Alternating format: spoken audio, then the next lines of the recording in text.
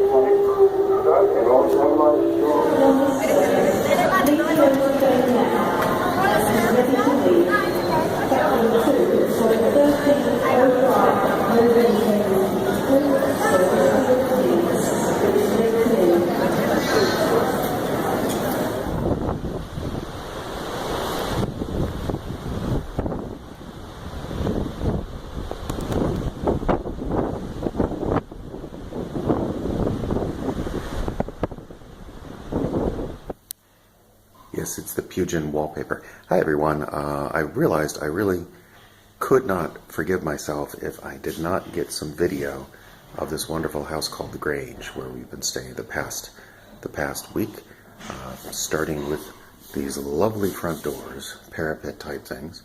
We're packing up, it's our last day, and we have just a few minutes. So I thought I would show you a little bit of the house. This is the main entry hall. Mother and son there, of course. Augustus Pugin, the architect and builder of the house, was devoutly Catholic. So that was the entry hall. This is the sitting room, where we actually did a fair amount of sitting. There's Augustus himself, and the other portrait is his fourth wife, or his third wife, sorry, Jane.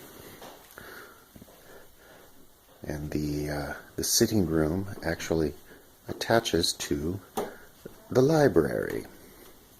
And yeah, we actually lived here for almost a week. Apparently, that desk right there is where Augustus did a lot of his best work. He was, for the most part, an interior designer, or actually a designer rather than architect, although he was a skilled architect. Most famous, if you look it up, for designing a lot of the parts of the House of Lords in London, as well as doing this sort of the facade design for Big Ben.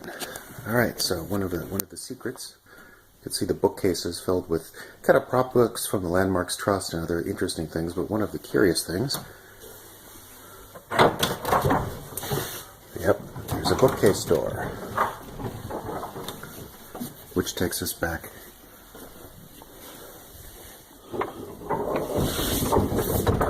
into the main entry hall, enclosed. So let's stay on the first floor for right now. Here's the main hallway, and into the dining room, which turned out to be one of the warmest and friendliest rooms of the house. Main fireplace, where we played a lot of games. Did not dine here too much, except breakfast. Come out here and you can see the lawns, which extend all the way down to the North Sea there in the distance. Apparently Augustus Pugin was had a rescue boat ready at the end of a tunnel that began under the house and went all the way out to the sea, and he would rescue sailors in distress and also get the salvage of what they left behind. Still in the main hall. Oh, did want to show you guys this.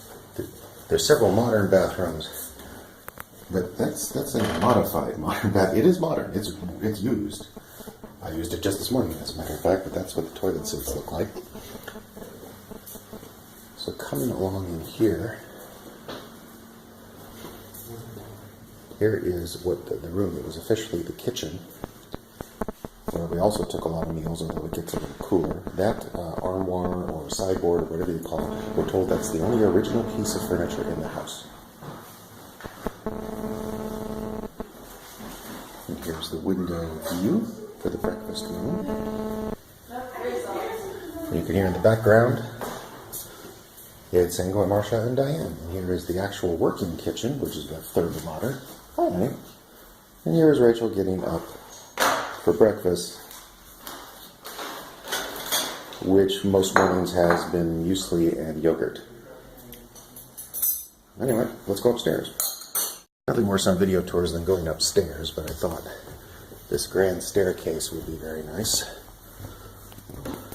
It's of course looking down on the entry hall now. Up the grand staircase to what the British refer to as the first floor, first bedroom, kind of the twin beds. This was Stephen's for the week. He's already moved on. He had to catch an early train to the continent at about 6 o'clock. But rather than go outside, I'll just give you guys a sense of some of the views. That was the view out Stephen's window. People walking their dogs, I think, or is that his sheep? Anyway. Stephen's bedroom, bedroom number 1, can easily sleep 2 people, and I believe Ingo and Marcia are downstairs. So as not to violate their privacy, I will just give you a little sweeping view of the master suite, which was their bedroom. With there, you can't tell because of the bleed out. There's the beautiful view out to the sea. There is Diane getting ready to throw the laundry down the stairs in such a way as to avoid... This is what we're supposed to do, incidentally. We were told to do that. We weren't told to throw it over the... No, we were told to put it all together. Here is Diane and I's bedroom, which is, in most places this would be a master bedroom. But we had a lovely view out to the North Sea. Maybe it's technically the English Channel. Ramsgate is sort of on a angle, I think.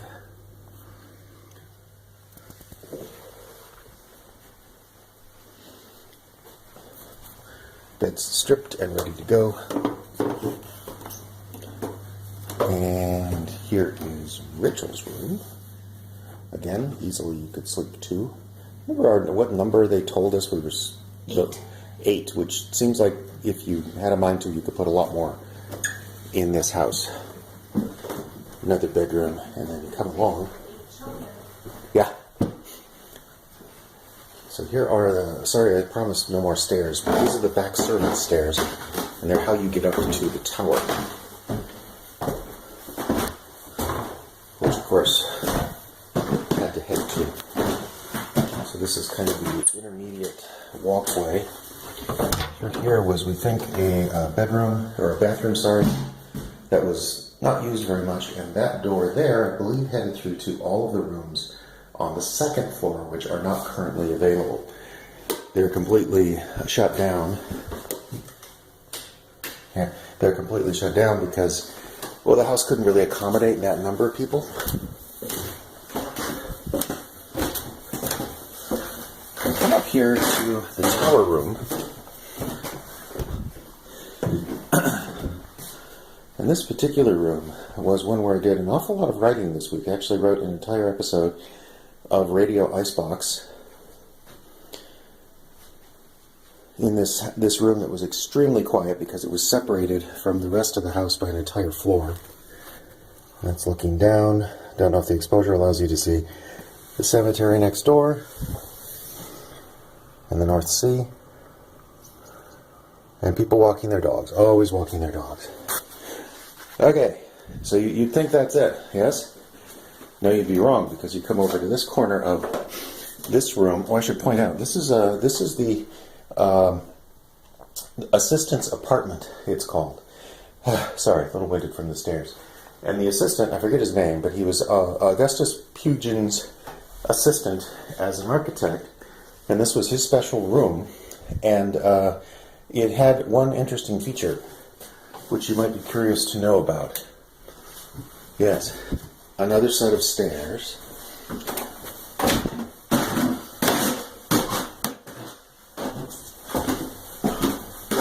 And yet another door, which when we originally found it, was quite dramatic to us, because as you can tell, it's a modern door. Let's see. There's a modern lock, which I'm now going to turn away from, because it's a combination lock, and I don't want you all to know the combination that I'm putting in, because that would seem to be poor form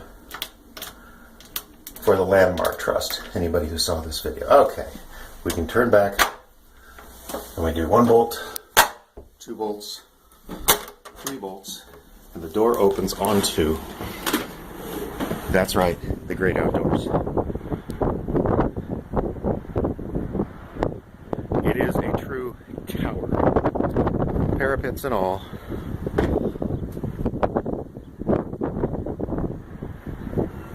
That looks out to the sea that way, and if you come over here, avoiding the puddles as I go, you can get a wonderful view of the rest of this concept, the rest of this castle. And if you look out that way, the rest of Ramsgate, UK, County Kent. Okay, that's the tour. Hope you enjoyed it.